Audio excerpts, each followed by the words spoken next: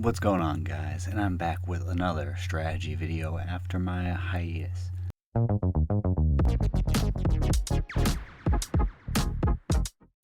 And this one is going to be a 1-minute scalping strategy that focuses primarily on cryptocurrency.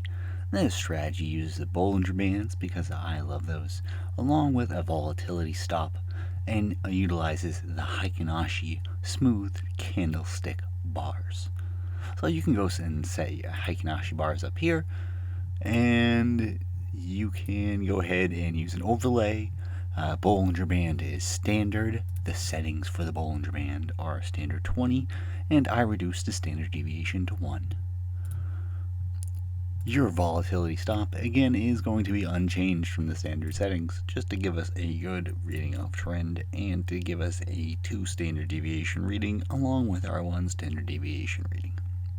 We're going to use this to scalp a trend inside of trend in a way that we have done before in several of our other videos, and we're going to demonstrate it here. The way this strategy works, as you see, the volatility stop is broken and flipped, meaning that price is moved 2 standard deviations in the opposite direction that it was moving, at which point you're going to wait for it to break the Bollinger Band or move 1 standard deviation from a 20 period moving average. What this does is signifies the possible start of a new trend by breaking the previous one and showing strength by moving beyond what it has before.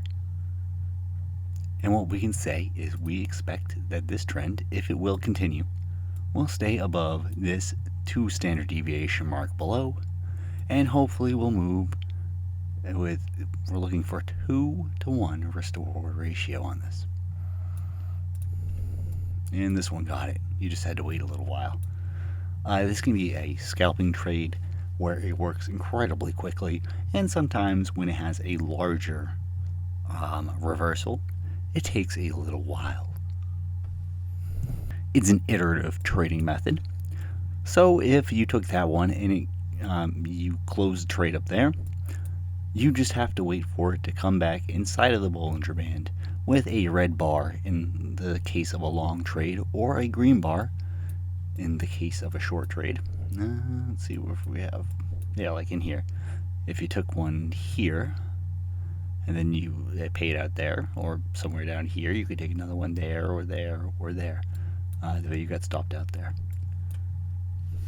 Now this takes advantage of a greater than 1 risk to reward ratio while using essentially a 1 standard deviation target and a 1 standard deviation stop, but starting from either price or the mean respectively to create a spread. Again, short trade would be, it flips the volatility stop to indicate the trend it could be reversing. It's outside of the Bollinger Bands, indicating that it's strength beyond previous, and you can take a trade. Any of these red bars outside. And you're going to want to go ahead and set your stop for the volatility stops. And you're going to want to set your target for 2-to-1 risk to reward ratio. And you got it like, it's like right there on that bar.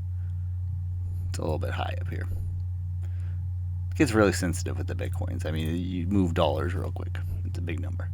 What we're going to do to demonstrate how this strategy works is we're going to run 100 simulated tests.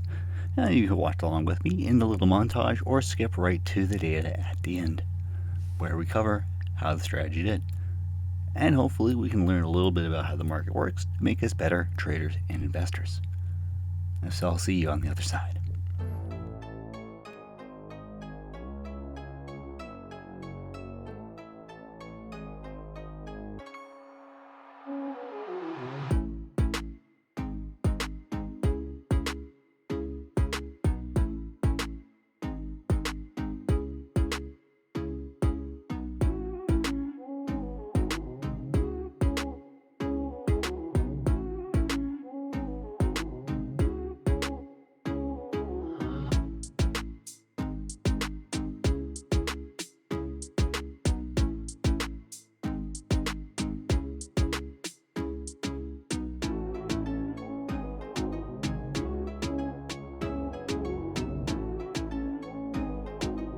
And I'm back with the backtest.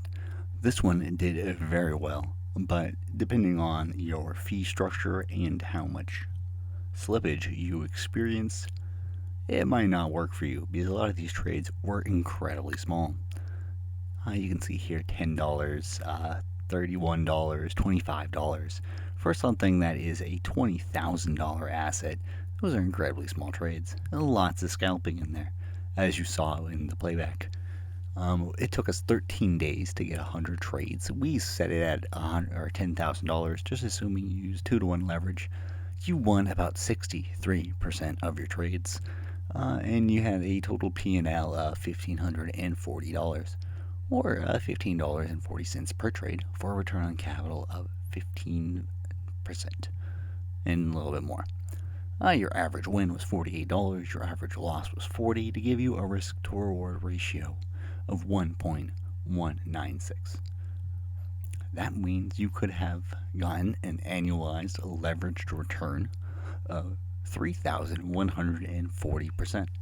But again, that is a simulation, and well, you might want to backtest this on your own tickers and in your own time frames to make sure it works for you.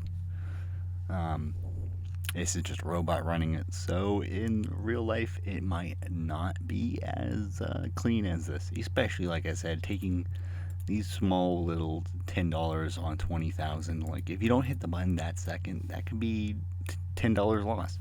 It's really so I don't like a lot of these strategies that tend to put really small trades on really big assets, because I don't really find that is realistic. But that's just my thinking about it. Anyways, thanks for watching the video. I hope you learned something. If you like this, you'll like my other videos. And have a great night. Bye bye.